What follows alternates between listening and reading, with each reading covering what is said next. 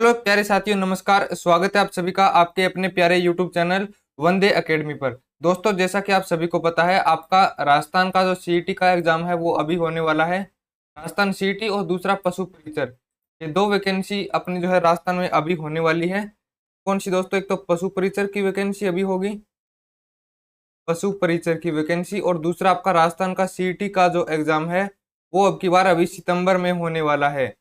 तो उसके रिगार्डिंग मैं आपके लिए अति महत्वपूर्ण प्रश्न लेके आया हूँ राजस्थान जीके के। तो प्रश्नों को आप लास्ट तक जरूर देखना। टॉप 50 एमसीक्यू हम लोग आज इस क्लास में डिस्कस करेंगे, जो कि पेपर की दृष्टि से अति महत्वपूर्ण होंगे। ठीक है, तो एक बार मैं इसको इरेज कर देता हूँ, आप लोग तब तक ये प्रश्न देख लीजिएगा। चलो भाई, काम हो गया अपना, इरेज हो गया पूरा है। आजादी से पहले राजस्थान का क्षेत्रफल क्या कहलाता था? आजादी से पहले राजस्थान का क्षेत्रफल दोस्तों कहलाता था राजपूताना। क्या कहलाता था? राजपूताना। ऑप्शन नंबर ए आपका इसके अंदर राइट आंसर हो जाएगा, राजपूताना। चलो, प्रश्न आपने सही किया कि गलत किया, ये आप लोग कमेंट सेक्शन के अंदर मुझे बता दीजिएगा। बाकी अगला प्रश्न हम लोग जल्दी देखते हैं। ये लो, अगला प्रश्न देखिएगा। राजस्थान के इतिहास के प्रणेता कौन कहे जाते हैं? राजस्थान के इतिहास के प्रणेता दोस्तों कहे जाते हैं कर्नल जेम्स टोड। कौन कहे जाते हैं दोस्तों? Colonel James Tod. तो यहाँ पे इसमें प्रश्न में लिखा हुआ है कर्नल टोड, तो इसके अंदर आपका ऑप्शन जो है ए राइट आंसर हो जाएगा। दोस्तों, इस क्लास की पीडीएफ आपको इस मोबाइल नंबर पे मैसेज करोगे तो मिल जाएगी, 9119218784। यहाँ पे आप लोगों को व्हाट्सएप पे मैसेज कर देना है, ग्रुप में आपको मैं जोड़ दूंगा। यहाँ पे आपको हर क्लास का वीडियो का लिंक मिलता रहेगा, और जो एमसीक्यू अपना सेशन जो क्लास है वो भी चलती रहेगी। राजस्थान में पाई जाने वाली ताम्र पाषाण संस्कृति है। ताम्र पाषाण का दोस्तों मतलब क्या होता है, देखिए आपको मैं समझा देता हूँ। ताम्र का मतलब होता है तांबा, तांबा धातु होती है। पाषाण का मतलब होता है पत्थर। यानी जिस संस्कृति में तांबे और पत्थरों पर काम किया गया था, वो संस्कृति कौन सी है? तो वो आपकी हो जाएगी आहड़ संस्कृति, और दूसरी कालीबंगा संस्कृति। तो ऑप्शन नंबर सी जो है आपका ये राइट आंसर हो जाएगा। राजस्थान का वह स्थल जो हड़प्पा को तांबे की वस्तुओं की आपूर्ति करता था। हड़प्पा सभ्यता को तांबे की वस्तुओं की आपूर्ति दोस्तों कहाँ से होती थी? तो वो होती थी दोस्तों गणेश्वर सभ्यता से। कहाँ से? गणेश्वर सभ्यता से। ठीक है भाई, चलो अगला प्रश्न आप लोग बताओ। राजपूताना शब्द के प्रथम प्रयोगकर्ता कौन थे? राजपूताना शब्द के प्रथम प्रयोगकर्ता कौन थे?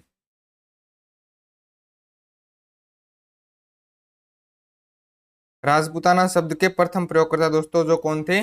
जॉर्ज ताम्र। कौन थे दोस्तों? जॉर्ज ताम्र। ऑप्शन नंबर सी इसके अंदर राइट हो जाएगा, जॉर्ज ताम्र। दोस्तों, आप इस प्रश्नों को है ना, मैं क्लास में आपको याद करवाते हुए चलूंगा, आपको बाद में पढ़ने की जरूरत नहीं पड़ेगी। जो प्रश्न जो है आपको मैं याद क्लास में कराते हुए चलूंगा। अगर आप ध्यान से पढ़ोगे ना, कांस्टेंट होके अगर आप पढ़ोगे, तो आपको ये प्रश्न जो है क्लास में ही याद हो जाएंगे, आपको दोबारा से रिवीजन नहीं करना पड़ेगा। और इसकी पीडीएफ जो है विद सॉल्यूशन आपको मैं मेरे व्हाट्सएप नंबर पे दे दूंगा, जिसका मैंने आपको लिंक दे रखा है।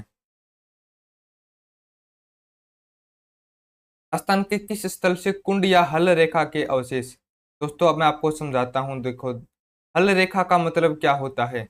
हल रेखा का मतलब होता है, हल क्या होता है? हल किस काम आता है? जुते हुए खेत के साक्ष्य। ये प्रश्न क्या पूछना चाहता है कि जुते हुए खेत के साक्ष्य कहाँ से मिले थे? यानी खेत की जुताई के साक्ष्य कहाँ पे मिले थे? वो मिले थे आपकी कालीबंगा सभ्यता के अंदर। कालीबंगा सभ्यता के अंदर कुंड या फिर हल रेखा के अवशेष मिले थे। चलो अगला प्रश्न देखते हैं। राजस्थान से प्राप्त अशोक का भाब्रू बेराट शिलालेख, शिलालेख का नाम क्या है? भाब्रू बेराट लघु शिलालेख संबोधित करता है, किसको संबोधित करता है भाई? तो वो करता है पुरोहितों को। किसको? पुरोहितों को संबोधित करता है। ऑप्शन नंबर बी आपका राइट आंसर चला जाएगा। राजस्थान में स्थित मत्स्य देश का एक राजा जो महाभारत युद्ध में युधिष्ठिर की ओर से लड़ा और वीर गति को प्राप्त हो गया था, वो कौन था? उसका नाम था दोस्तों विराट। ये प्रश्न कई बार पूछ लेता है, तो आप लोग याद रखिएगा। इसका सही आंसर जाएगा Virat, option number B. Rajasthan के अधिकांश भाग पर गुप्त वंश का आधिपत्य स्थापित करने वाला गुप्त शासक कौन था? राजस्थान के जो लगभग भाग पर जिन्होंने गुप्त वंश का आधिपत्य स्थापित कर दिया था, वो कौन थे? चंद्रगुप्त द्वितीय। चंद्रगुप्त द्वितीय आपका ऑप्शन नंबर है ए, तो ये आपका राइट आंसर जाएगा ऑप्शन नंबर ए। राजस्थान का वह स्थल जो पशुपालन का प्राचीनतम साक्ष्य प्रस्तुत करता है। जो पशुपालन का प्राचीनतम साक्ष्य, यानी पुराने समय में पशुपालन कौन सी जो संस्कृति में किया जाता था, तो वो आपकी संस्कृति हो जाएगी बागोर संस्कृति। इसने राजस्थान के गणराज्य व्यवस्था को सदा के लिए समाप्त कर दिया था, तो वो कर दिया था हुन शासकों ने। राज जो गणराज्य व्यवस्था थी उसको समाप्त कर दिया था हुन शासकों ने। महाजनपदों में से राजस्थान में स्थित महाजनपद कौन सा है? राजस्थान में दोस्तों मत्स्य महाजनपद है, जिसमें जयपुर का जो भाग आता है, जयपुर का दक्षिणी भाग, और अवंती, ये क्या राजस्थान में है क्या? बिल्कुल, अवंती भी राजस्थान में है। तो ऑप्शन नंबर ए और बी दोनों हो जाएंगे, ए और बी दोनों ऑप्शन सही हो जाएंगे। राजस्थान के किस तीरंदाज को अर्जुन पुरस्कार मिला है? अर्जुन पुरस्कार किस तीरंदाज को मिला है? तो वो हो जाएगा श्यामलाल मीणा को भी और लिम्बा राम को भी, इन दोनों को मिला है। ऑप्शन नंबर सी जो है ये आपका राइट आंसर चला जाएगा। राजस्थान में खेल जगत का सर्वोच्च सम्मान दिया जाता है। राजस्थान में खेल जगत का सर्वोच्च सम्मान किसको दिया जाता है? राजस्थान खेल रत्न अवार्ड। ये राजस्थान का सबसे बड़ा जो है खेल जगत का सम्मान है। लिम्बाराम सिद्ध है। लिम्बाराम ने दोस्तों कौन सा खेल खेला था? तो लिम्बाराम ने खेला था तीरंदाजी। मास्को ओलंपिक 1980 में राजस्थान की ओर से भारतीय महिला हॉकी टीम का प्रतिनिधित्व किसने किया था? बताओ। थोड़ा पुराना प्रश्न है लेकिन याद रखना, सुनीता पुरी ने और वर्षा सोनी ने, option number C. Major Rajyavardhan Singh Rathore का संबंध किस खेल से है? मेजर राज्यवर्धन सिंह राठौड़ का संबंध कौन से खेल से है? तो वो आपका हो जाएगा निशानेबाजी से। वह नदी जो कभी राजस्थान में मरुभूमि में प्रवाहशील थी और बाद में सूख गई थी। तो सरस्वती नदी जो है ये राजस्थान में पहले प्रवाहशील थी, बाद में सूख गई। वर्तमान में ये घग्गर नदी के रूप में प्रवाहित होती है। और दूसरी नदी थी द्वती नदी। ये दोनों नदियां ऐसी है जो राजस्थान में पहले बहती थी लेकिन वर्तमान में सूख चुकी है। तो ऑप्शन नंबर जो है सी आपका राइट आंसर चला जाएगा। राजस्थान के किस क्षेत्र में कभी मत्स्य देश के राजा विराट की राजधानी विराट नगर थी? तो ये बताओ, मत्स्य देश के राजा विराट की राजधानी जो है विराट नगर, ये कहाँ पे थी? तो जो मत्स्य जो जनपद था ना, ये राजस्थान का जयपुर के दक्षिणी भाग का क्षेत्र था। जयपुर का दक्षिणी भाग का क्षेत्र। तो इसके अंदर आपका राइट आंसर जो है वो जाएगा ऑप्शन नंबर डी। राजस्थान में मिलने वाले प्राक हड़प्पाई स्थल कौन से हैं? प्राक का मतलब होता है पहले, हड़प्पा से पहले के स्थल कौन से हैं? हड़प्पा से पहले के स्थल कौन से हैं, ये प्रश्न हमसे पूछा गया है। तो इसके अंदर हो जाएगा सोथी और कालीबंगा दोनों, ऑप्शन नंबर सी। चलो भाई, बोर हो गए होगे ना पढ़ते पढ़ते? चलिएगा, कोई नहीं, दिक्कत नहीं है, आराम से मस्त हम लोग पढ़ते चलेंगे। आराम से धीरे धीरे स्लोली स्लोली हम लोग प्रश्न सारे कंप्लीट कर लेंगे। 50 प्रश्न हम लोगों को पढ़ने हैं, 20 क्वेश्चन हम लोग ने पढ़ लिए हैं। इस नदी को ऋग्वेद में सबसे पवित्र नदी माना गया है। ऋग्वेद में सबसे पवित्र नदी को माना गया है, वो नदी है आपकी दोस्तों सरस्वती नदी। कौन सी नदी हो जाएगी? सरस्वती नदी। सिकंदर महान के आक्रमण के कारण पंजाब से राजस्थान में स्थानांतरण करने वाली जातियां कौन सी थी? ये बताओ। जब सिकंदर ने आक्रमण कर दिया था तो पंजाब से राजस्थान में कौन कौन सी जाति आई थी, ये पूछा है ना। थोड़ा देसी भाषा में पढ़ाया जाए तो और मजा आ जाए आप लोगों को, है ना। चलिएगा, धीरे धीरे हम लोग प्रयास करेंगे कि मैं आपको अच्छा कंटेंट प्रोवाइड कराऊं और एकदम शानदार तरीके से पढ़ाया जाए। तो इसके लिए आप लोग अपने छोटे से प्यारे चैनल वंदे एकेडमी को सब्सक्राइब कर लीजिएगा दोस्तों, आपसे ये छोटी सी मेरी रिक्वेस्ट रहेगी। चलो, इसमें हो जाएगा ऑप्शन नंबर डी।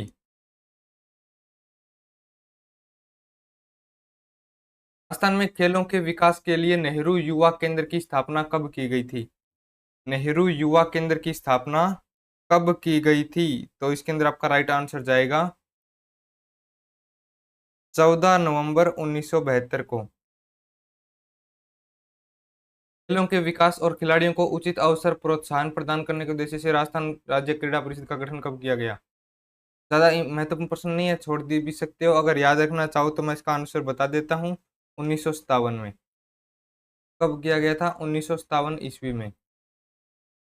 राजस्थान में बास्केटबॉल की शुरुआत कब हुई थी? ये प्रश्न थोड़ा सा महत्वपूर्ण है, याद रखना। बास्केटबॉल की शुरुआत हुई थी 1948 में। अब देखो, बास्केटबॉल कैसी होती है? गोल होती है, तो लास्ट में क्या आएगा? दो गोल आएंगे। तो इस तरीके से क्या बन जाएगा? 1948। इस तरीके से आप ट्रिक से भी इस प्रश्न को याद रख सकते हो कि लास्ट में क्या आएगी? दो बास्केटबॉल आएगी। तो ट्रिक तो अपनी जगह ट्रिक ही होती है, थोड़ा सा भी अगर क्ल्यू मिलता है अपने को तो याद रह जाता है। राजस्थान का राजकीय खेल कौन सा है? फुटबॉल है? नहीं, बिल्कुल नहीं है। वॉलीबॉल है कि हॉकी है या बास्केटबॉल है, ये बताओ। वॉलीबॉल भी नहीं है दोस्तों, बास हॉकी भी नहीं है। इसके अंदर आपका राइट आंसर जाएगा बास्केटबॉल, और इसकी जो है शुरुआत हुई थी 1958 से। राजस्थान में खेल कूद का सामान कहाँ बनता है? हनुमानगढ़ जिले में। कहाँ पे बनता है दोस्तों? हनुमानगढ़ जिले में। राजस्थान में क्रिकेट का प्रारंभ कब हुआ था? राजस्थान में क्रिकेट का प्रारंभ कब हुआ था? ये प्रश्न आप लोगों से पूछा गया है, तो फटाफट आप लोग बताइएगा। तो क्रिकेट का प्रारंभ हुआ था अजमेर से। क्रिकेट का प्रारंभ राजस्थान में अजमेर से हुआ है। राजस्थान में अर्जुन पुरस्कार के समान कौन सा पुरस्कार दिया जाता है?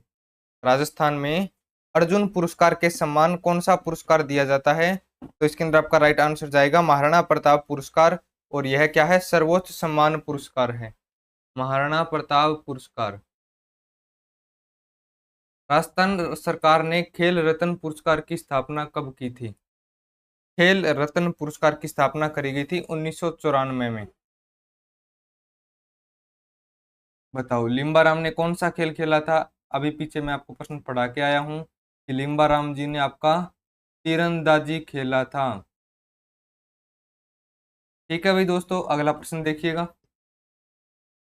राजस्थान में सती प्रथा सर्वप्रथम कन्यावध रोकने का प्रयास किसने किया था? कहाँ पे किया था ये पूछा है।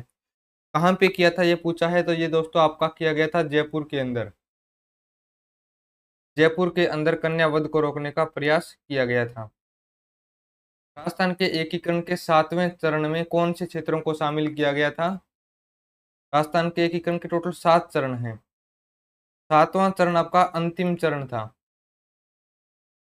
7 चरण, अंतिम चरण कौन सा था? 7वां था। इसमें किस किस को शामिल किया गया था? इसमें शामिल किया गया था अजमेर को और आबू क्षेत्र को।